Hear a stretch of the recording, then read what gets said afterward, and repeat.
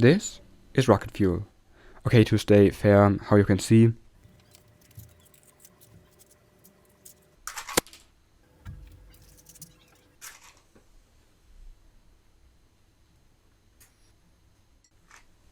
it isn't actual rocket fuel, but we can make rocket fuel out of it. Okay, so how does it work? Water molecules are made out of 3 atoms, 2 hydrogen and 1 oxygen. In chemistry there are a procedure called electrolysis where you run electric energy through, in this case, water to separate it in its individual parts. The hydrogen and oxygen then forms into its gas form and starts bubbling up. From there on we just need to catch the gas and we have our oxyhydrogen, the same mixture as they use in the Ariane 5 rocket as fuel. Okay, to see if the theory isn't just theory, let's make a quick test.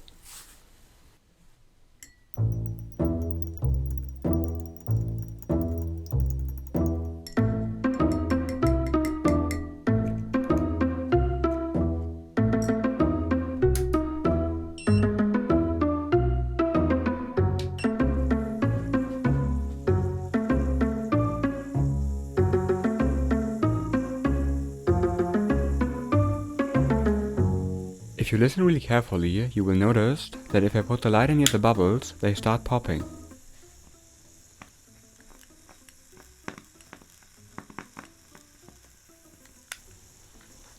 Here you can see that if I put the screws more far away, the amps get much lower, which is bad because we want high amps that we get more gas in the end. Here's the plan. The first thing we need is an airtight container where we can produce our oxyhydrogen in. As electrodes we will use the container and a steel whisk with steel pads in it to get more surface area and to keep both electrodes as close as possible together. The whisk we will use as the negative electrode, because that's the part where the most rust will build up, for the reason that on the negative side the oxygen gets produced and on the positive side the hydrogen. So it's no problem to replace the rusty parts. In the end, all the gas gets out through the hose at the top. To avoid that too much of the dangerous gas mixture gathers in the container, we have to keep the water level as high as possible. The design idea I've got from the YouTube channel NightHawkInLight. A link to him you can find in the video description. So let's get started. For this project we just need the all plastic part of the lid. The other metal part we can put away for now.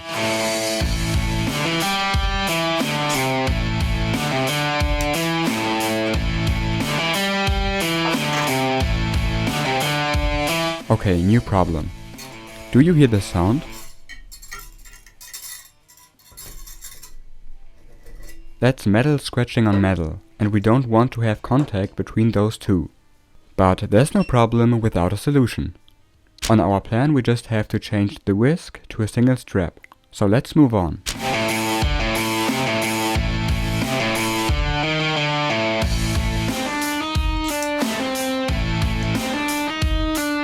We just can use those holes as the hose inlet and for the strap.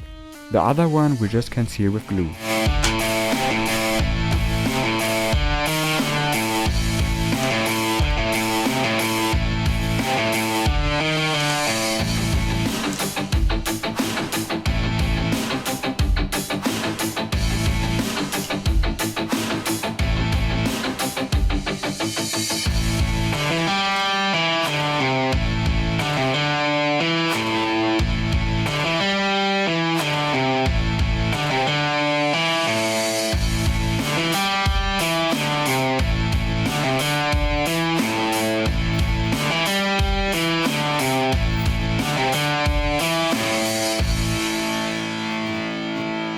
After a lot of hot glue later, let's test it.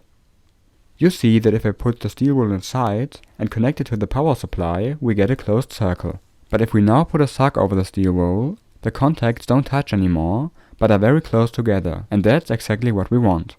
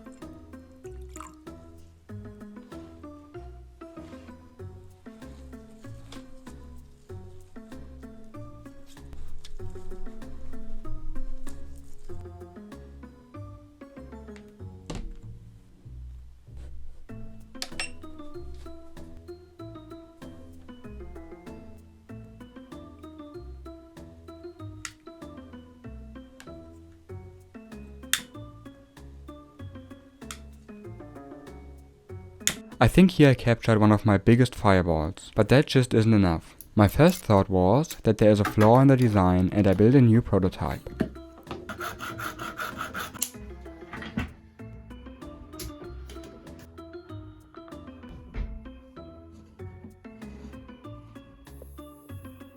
How you can see, the whole thing just melts right away, and besides that, it doesn't even generate much gas. And that was the point where I realized that it's not a flaw in the design, but in my chemicals. It's this bullshit here.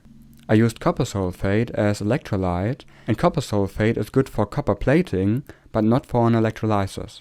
Much better for an electrolysis is potassium hydroxide. But to be honest with you, it scared the shit out of me, because it's very toxic. I mean, what is this?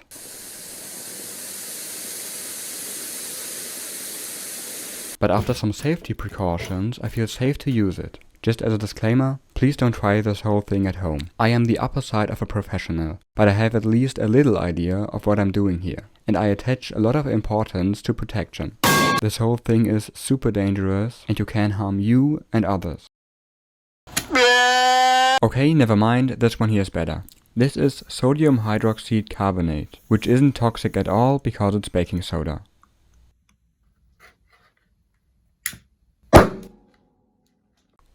To test it out, I filled the gas into 2 bottles.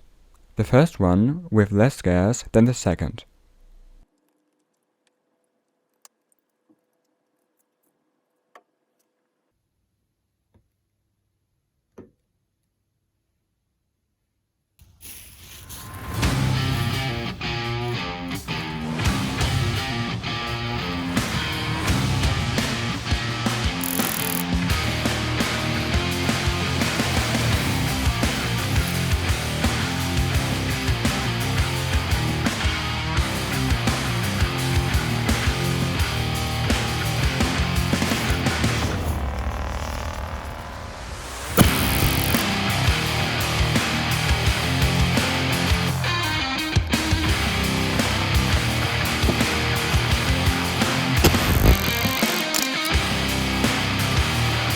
If you like this video, just leave a like or subscribe to the channel and see you next time.